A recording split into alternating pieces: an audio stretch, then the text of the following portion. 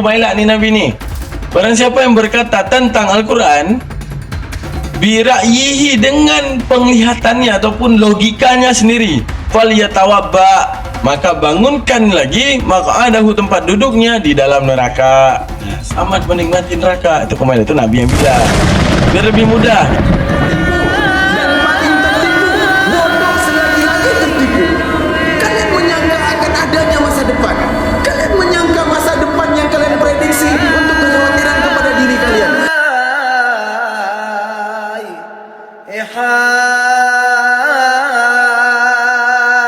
Oke, assalamualaikum warahmatullahi wabarakatuh. Di samping kita kedatangan satu video, di mana dalam video tersebut akan menyebutkan ataupun akan membahas daripada perbincangan dua orang munafikun ini. Mereka mempertunjukkan kepada dunia, marilah berpikir dan pintar sama seperti kami. Namun mereka kurang sadar. Justru mereka dipandang bagaikan badut yang sedang menampakkan kebodohannya di depan khalayak karena minim daripada ilmu mereka. Lalu statement apa yang mereka bangun di sini? Mereka membangun statement, kalau ingin belajar ilmu duniawi, ingin belajar ilmu saintis, jangan bawa-bawa kata seperti di Al-Quran. Paham maksudnya? Saya gini, kita membawa ilmu tentang rotasi, kita kaitkan kata-kata kita seperti di Al-Quran. Nah, ilmu tentang janin kita bawa seperti di Al-Quran. Kalau kata mereka berdua ini, jangan bawa kata-kata itu, karena itu sungguh memalukan. Karena kadang Al-Quran itu menyelewengkan arti makna saintis tadi ya. Padahal di video saya sebelumnya udah saya buktikan bagaimana cara dia berpikir sehingga dia tidak temui maksud daripada Al-Quran, dan bagaimana maksud arti daripada makna Al-Quran yang sebenarnya, yang Al-Quran itu berkesesuaian dengan saintis pada bab masalah janin manusia. Dan itu justru jitu, ya kan? Nah, hari ini beda lagi case-nya. Dia katakan kalau kita terlalu merujuk kepada Al-Quran, terlalu percaya apa yang dikatakan Nabi, terlalu ikut apa yang dikatakan Allah, akan menutup kecerdasan daripada diri kita sendiri karena terkekang oleh agama. Nah, ini fatwa yang begitu keras ya. Daripada kemudian kita berpusing hati, mari sama-sama kita dengarkan videonya. Seperti dikatakan Al-Quran gitu ya. Iya, seperti yang Mendingan cari sendirilah secara kalau dengan misalnya metode ilmu pengetahuan yang betul. Anda miliki, Anda cari sendiri kebenaran itu. Benar, kalau misalnya yang mau dicari adalah sains, ya pakailah metode sains. Oke. Nah, sekarang kembali ke awal tadi. Jadi sebenarnya kalau bisa Kalau yang dicari adalah sains, maka pakailah metode sains. Ini di sini kalian nampak nggak ada sindiran kecilnya? Jangan melulu kalian bawa bahwa segala kecerdasan manusia ini berasal daripada Al-Quran. Itu not make sense, karena gua si Kumailah sih. Jadi jangan lupa nonton video saya sebelumnya ya. Udah nunjukin ke kalian bahwa melenceng. Al-Quran bilang 40 hari pertama manusia itu adalah segumpal darah, setetes mani, 40 hari selanjutnya segumpal darah, selanjutnya segumpal daging, berarti kan 4 bulan. 4 bulan manusia itu datang kepadanya ruh. Menyeleweng, arti Al-Quran tidak berkesesuaian. Padahal detak jantung manusia sudah ditemukan sebelum. Detak jantung manusia padahal setelah ditemukan sebelum 4 bulan. Lalu apa yang kesesuaian dengan Al-Quran? Nah, di video saya sebelumnya sudah saya bongkar semua itu, bahwa apa yang dia pikirkan itu tanpa landasan ilmu Al-Quran, makanya dia tidak tahu kejeniusan bahasa daripada Al-Quran dan maksud daripada Allah Subhanahu wa taala, yang itu dikonfirmasi oleh bidan masa kini dan dikonfirmasi oleh ilmu kebidanan. Nah, jangan lupa ditonton tuh video sebelumnya ya. dipadatkan secara ringkas gitu ya. Jadi persoalan utama yang timbul dari sekolah di bukan perguruan tinggi, di lembaga pendidikan Islam ya, bagi sains itu apa? Enggak, tergantung pendidikan Islamnya apa ya. Tapi Ya misal pesantren dan jadi misalnya pertanyaan saya mau dibikin gampang gini. Oke. Menurut Anda orang lulusan pesantren tuh terbangun nggak semangat untuk mencari ilmu pengetahuan dengan metode ilmu pengetahuan modern? itu jadinya jadi disiplin yang terpisah sih. Makanya Nah, gimana disiplin kadang-kadang yang terpisah tuh? ilmu-ilmu di pesantren tuh jadi terkesan eksklusif, yang ngerti ya orang-orang yang pesantren doang. Makanya Bang Ade suka ngeh nggak kalau misalnya lagi nyimak kiai ceramah atau ustadz-ustadz ceramah, mereka pakai istilah-istilah yang paling yang ngerti itu cuma yang pernah Sama-sama nyantri belajar, doang iya. gitu. Jadi terasa eksklusif gitu. Dan itu nggak serta-merta membuat Karena ilmu yang diajarkan di pesantren ini gini. Segala ilmu ada di muka bumi ini, Kumaila. Tapi tidakkah kita berpikir, lu nuntut ilmu fisika, lu pintar banget fisika, lu nggak pintar bab sholat, lu nggak pintar cara lu bersuci, lu nggak pintar cara tutup aurat, lu nggak pintar cara mengabdi kepada Tuhan. Oke, setelah kematian Tuhan nggak ada, lu aman. Setelah kematian Tuhan ada, lu mampus. Jadi tuntutan daripada yang diinginkan oleh agama karena lu tahu lu dilahirkan. Kemudian ada batasan kepada lu hidup adanya kematian. Menunjukkan apa? Sungguh tidak berguna kalau lu terlalu berkecimpung mencari sesuatu yang ada matinya. Yaitu dunia ini. Dunia ini apapun yang dicari itu ada matinya. Menunjukkan apa? Ketidakbergunaan dunia di hadapan Allah. Lu nyari apa? Ilmu matematik sejago apapun lu dalam ilmu matematik, lu mati juga kan? Misalnya ilmu apa yang lu jago misalnya di dalam dunia ini, ya lu bakal mati juga. Lu menemukan ini, menemukan itu, lu mati juga. Dan mati lu nggak bisa koordinasikan kapan lu bakal mati, lu nggak bisa. Misalkan, tunggu ya, aku buat penemuan sekitar 18 baru kemudian aku mati. Nggak bisa, lu nggak bisa koordinasikan itu. Kalau Allah udah tentukan lu mati, ya mati aja. Nggak bisa lari. Tapi Allah katakan, sudah adanya perjanjian kepada kita bahwa setelah mati akan adanya alam yang kekal. Nah, kami yang santri nih, bukan kamu yang orang hebat, ya kan? Mengetahui hal itu, iya juga ya. Hidup ini ada mati. Apa sih yang paling penting dari hidup ini? Kenapa Allah ciptakan adanya kematian? Ya kayak tadi kita bilang, andaikan setelah mati Tuhan nggak ada, lu aman. Andaikan Tuhan ada, lu mampus. Tutup orang kagak. Kalau kami diajarkan bagaimana al-ulum, belajar daripada bangun tidur sampai ke tidur lagi, bagaimana prosesi belajar dan semuanya diajarkan. Untuk kemudian tahu. Karena itu yang menjadi kebergunaan. Kalau lu terlalu menuntut ilmu dunia, nanti coba lihat nih, orang yang kadang pintar dalam bagian fisikanya, belum tentu pintar dalam fikahnya, usul fiknya.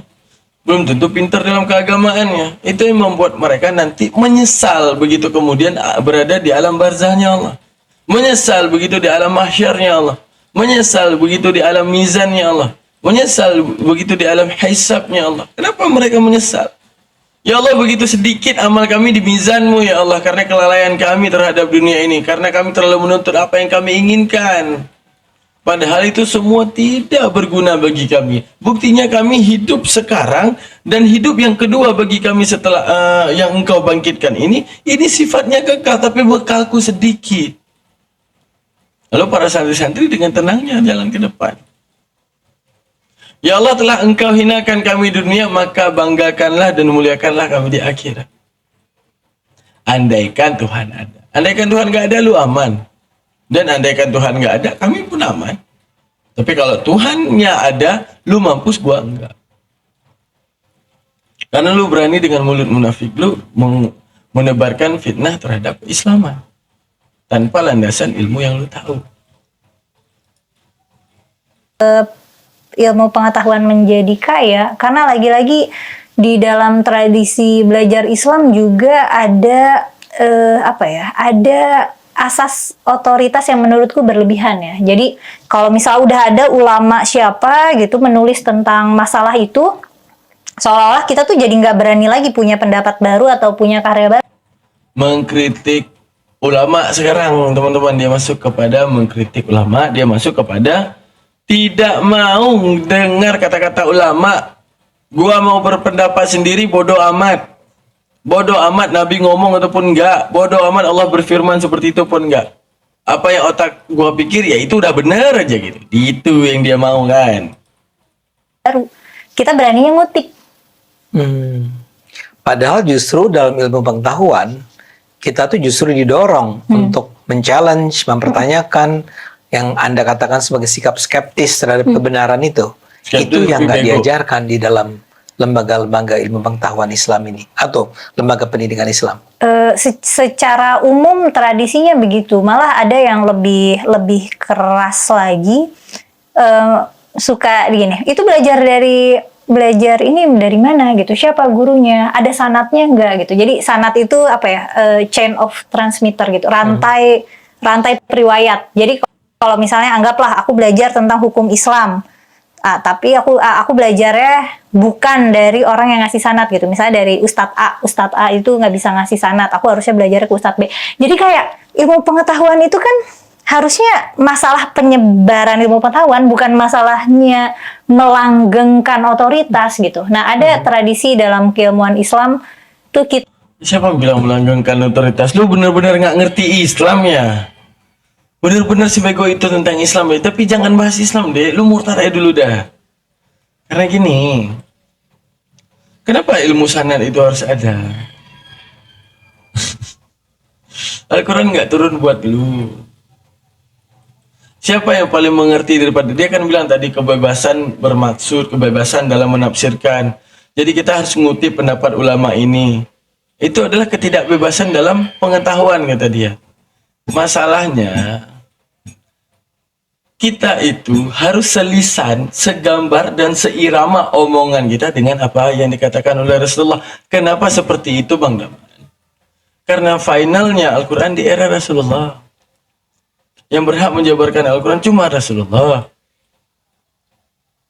Lalu kenapa Bang Daman kita nggak boleh? Ya, lu bukan nabinya. Kalau lu tanya tadi, nggak ada kebebasan dalam memberi pengetahuan. Lu bukan nabinya, minta sama Allah lu jadi nabi. Salahnya lu jadi umatnya Nabi. Tugas lu kalau jadi umatnya Nabi, sami'ana wa ta'na. Dapat dalil, kerjakan. Buktinya dapat dalil Nabi nyuruh tutup orang. Lu enggak. Dan hari ini lu sok mengkritisi Al-Quran, izinkan aku berpikir kayak gini jadinya. Makanya Allah memilih Nabi Muhammad, tidak memilih lu. Makanya Allah tahu membedakan mana Nabi, mana iblis. Tahu. Makanya Allah langsung mengambil Nabi Muhammad sebagai tauladan, sebagai rasulnya.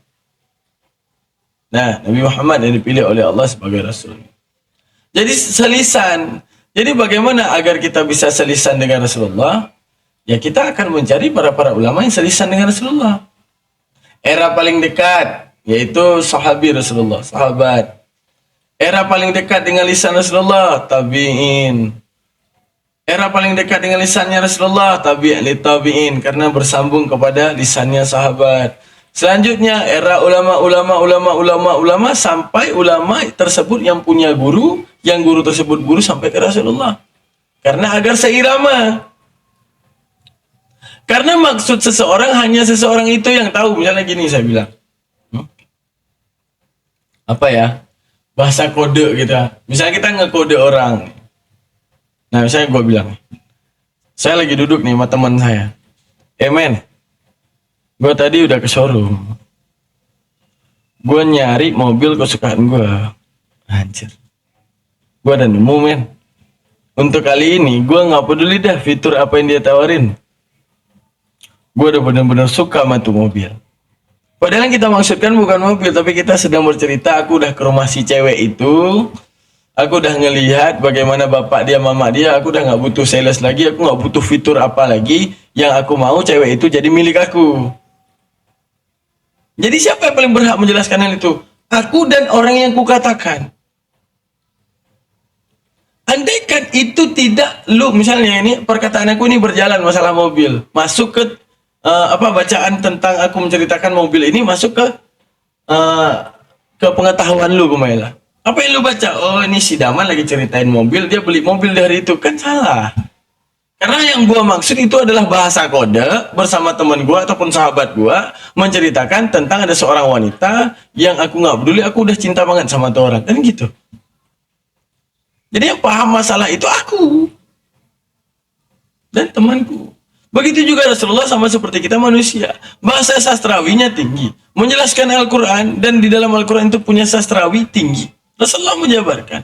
Siapa yang paling tahu siratan daripada mana Al-Quran? Siapa yang paling tahu sastrawi daripada mana Al-Quran? Siapa yang tahu paling ironi daripada bahasa Al-Quran? Personifikasi daripada bahasa Al-Quran? Hiperbola daripada bahasa Al-Quran? Metafora daripada bahasa Al-Quran? Selain Rasulullah. Terus kalau seandainya diizinkan semuanya menjabarkan selain Rasulullah, semua akan amburadul, semua akan rusak dalam menjabarkan Al-Quran. Kita buka dalilnya ya.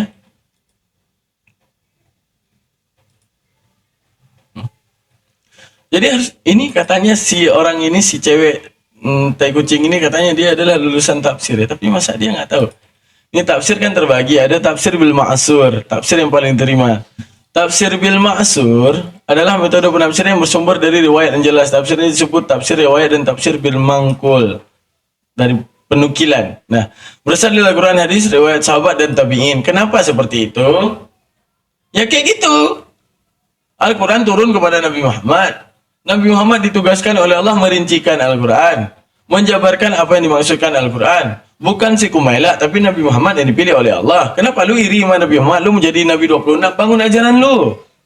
Ya, gua cukup ikutin Nabi Muhammad SAW, udah cukup.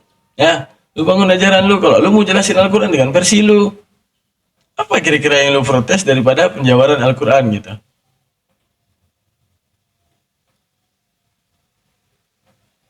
Nah, apa yang kira-kira lu protes daripada penjabaran Al-Quran?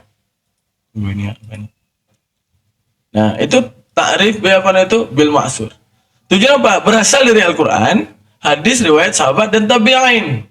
Karena itu era paling dekat daripada penjabaran Al-Quran. Rasulullah ada, berarti dengarkan Al-Quran dari siapa? Rasulullah. Siapa yang berhak menjelaskan? Rasulullah. Oh, nggak ada Rasulullah lagi. Siapa? Dengarkan dari sahabat.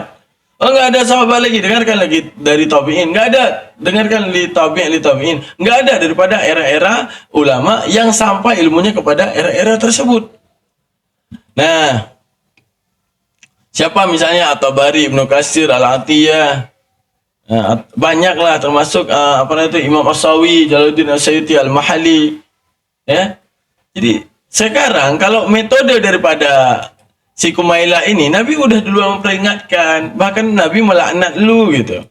Kumaila, lu tuh udah duluan dilaknat oleh Rasulullah. Kata Rasulullah gini buat lu gini.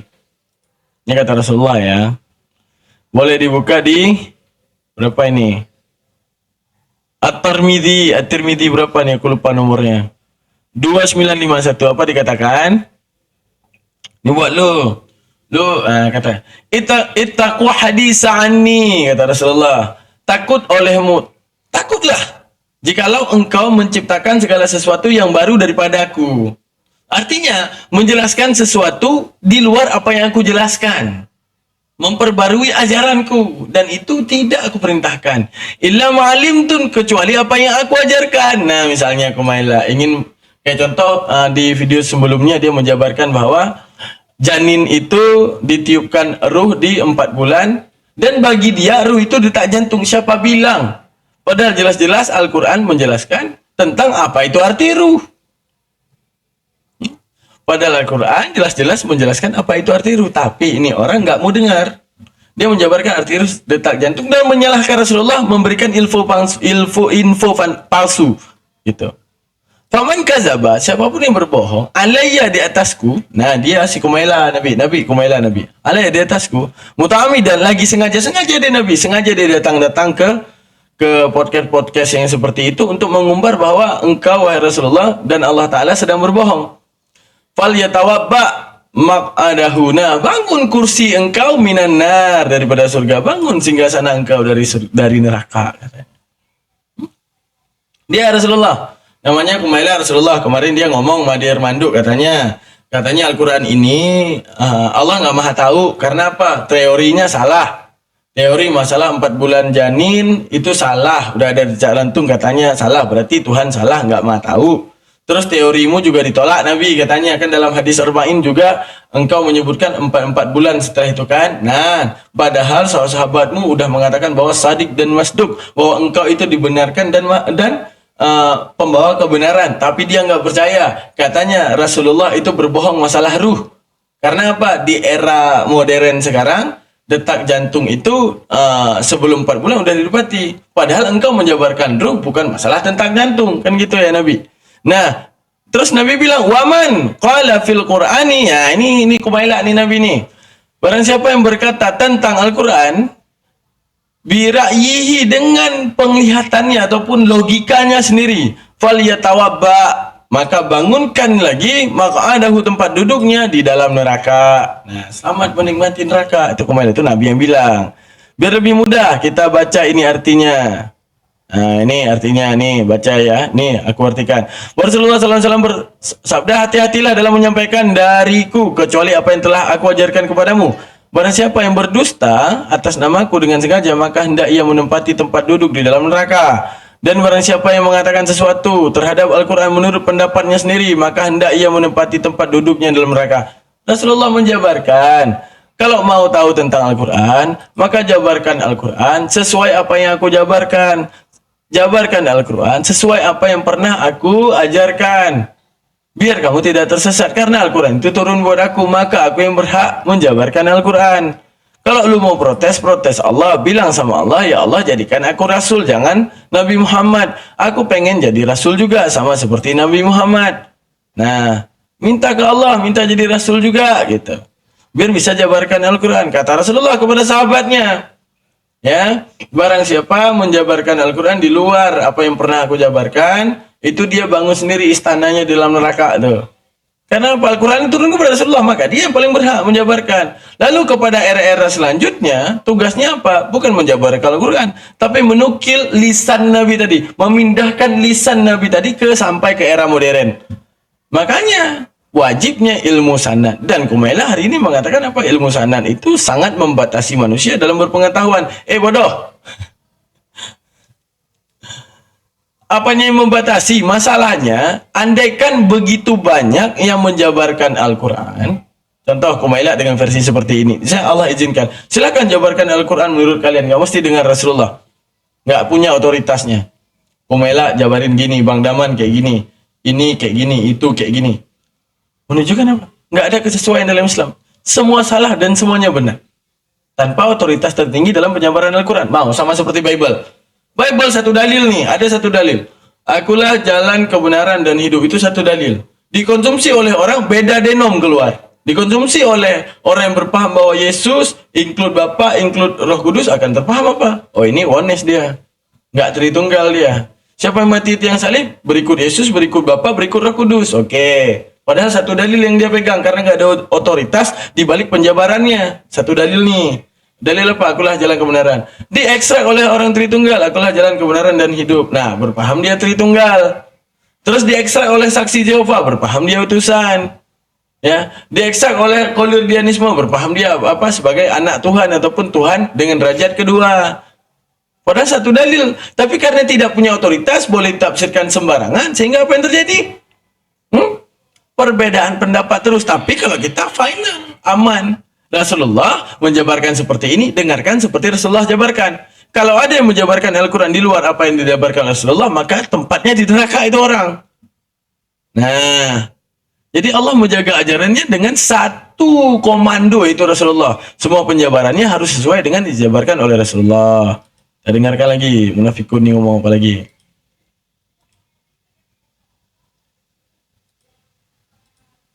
Kita baru dilihat berilmu kalau kita jelas gurunya siapa gitu.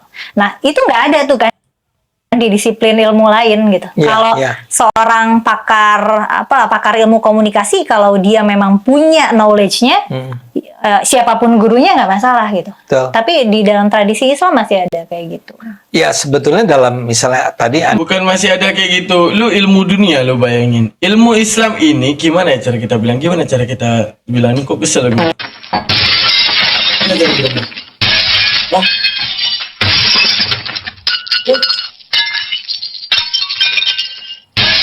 Aku cara jelasin yang bisa. Udah aku belum makan aja. Puasa. Ini orang gini cara bilangnya bro. Bukan versi pengetahuan. Receivernya udah diputuskan dan udah tanda tangani oleh Allah Nabi Muhammad. Maka dia paling berhak menjabarkan. Lu pengen ngembangin Al-Quran, lu minta, ya Allah izinkan aku jadi Rasul ke-26. Mana tahu Jibril mau datang kepada lu dan Allah berubah pikiran, lu mau jadi Rasul ke-26. Nah, lu silakan jabarin. Karena ajaran tanpa otoritas tertinggi dalam menjabarkan ajaran itu amburadul. Nanti akan ada ajaran versi Daman, ajaran versi Kumala, ajaran versi Adi Komando. Sekali. Anda menyebut tentang ilmu komunikasi.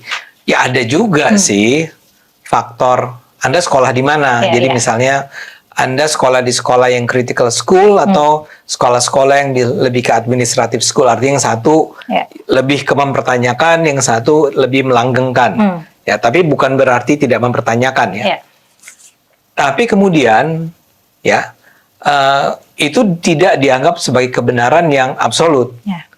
Kalau Anda belajarnya dari pemikir yang kritis, orang akan bilang, lo belajarnya dari gitu ya, Iya, iya. dari Ade Armando ya, karena kerasa tuh pikiranmu. Tapi tidak berarti bahwa yang benar hanya Ade Armandonya, Ya.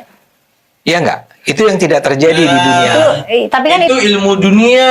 Misalnya kita kan ada gurunya dari sini. Lu belajar dari Adi Armando ya. Kita kerasa apa? Sistem penyampaian dan ilmu yang dijabarkan sama seperti Adi Armando. Tapi tidak menutup kemungkinan ada yang lain yang lebih benar daripada Adi Armando, yaitu ilmu dunia. Masalahnya agama akan terjadi perbedaan pendapat jika tidak punya otoritas yang didengarkan. Ini ajaran satu namanya Islam. Terus nanti ada Islam versi Adi Armando, ada Islam versi Daman, ada Islam versi Kumaila. Kalau semuanya tidak dinurunkan untuk mendengarkan Rasulullah, masalahnya. Makanya pentingnya sanad. Pentingnya ilmu yang bermata rantai sampai kepada Rasulullah. Kalau enggak itu yang terjadi. Komunikasi, ilmu komunikasi, pandangan komunikasi menurut si Laswell misalnya. Nanti apa pandangan Islam menurut si Daman, menurut Kumaila, menurut ini, menurut itu. Banyak pandangan, akhirnya denom-denom, perpecahan terjadi. Sama seperti Oten, karena tidak punya otoritas. Kalau kita punya otoritas, yaitu Nabi Muhammad, maka wajib mendengarkan. Kalau soal lu mau ngembangin pendapatnya boleh. Soal lu mengkontra pendapat Rasulullah nggak bisa. Lu mengkritik pendapat Rasulullah nggak bisa. Contoh, Rasulullah kenapa nggak boleh makan babi? Ya itu perintahnya dari Allah. Tapi aku mau makan babi, ya udah makan aja. Dosa nggak? Ya dosa. Tapi aku mau dosa. Ya tapi jangan makan. Tapi aku mau makan, ya makan aja. Tapi dosa, ya udah gaskan. Itu. Jadi konsekuensi nggak ada yang bisa dibantah karena gini. Ini kita jabarkan lagi nih.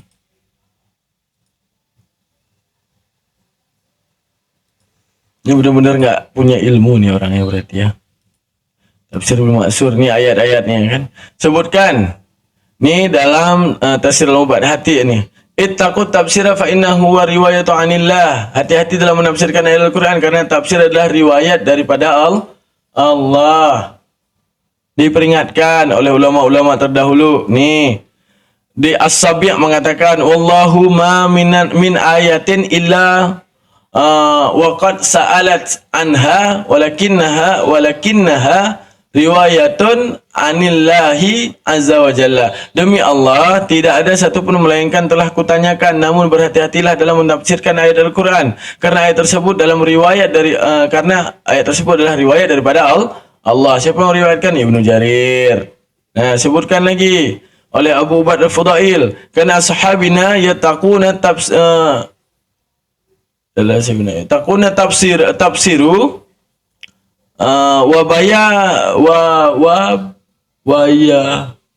wa yahabunahu. Nah, dan para sahabat kami begitu takut ketika menafsirkan suatu ayat. Kami ditakut-takuti karena menafsirkan. Kenapa? Karena biar tidak terjadi perpecahan di dalam pemahaman Islam. Makanya ada kecaman-kecaman yang seperti ini. Rasulullah mengecam daripada hadisnya apa dikatakan, kalau ada yang mengadi-ngadi setelah aku, maka suruh dia itu ngambil bangku di neraka. Kalau ada yang berkata asal-asal tentang Al-Quran, suruh dia ambil bangku di neraka. Ambil kloter, dia mau duduk di sebelah mana boleh.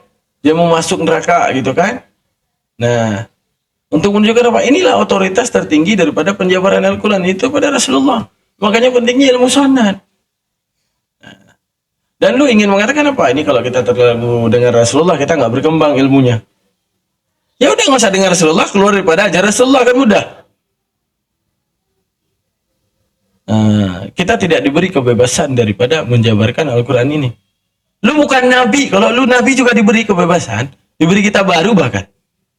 Ya, gitu ya teman-teman. Makasih banyak yang udah nonton. Nah, ini video akan kita up di YouTube kita. Terima kasih banyak. Saya Ahmad Muri, semoga bisa diambil sebuah kesimpulan buat orang-orang munafik di era sekarang yang mencoba menjabarkan Al-Quran dengan mulut sampahnya tapi tidak mengerti apapun tentang Al-Quran. Kalau kata Deddy Kobuzer, nah, itu kalau kata Deddy Kobuzer. Oke, terima kasih banyak. Saya kirim. Assalamualaikum warahmatullahi taala wabarakatuh.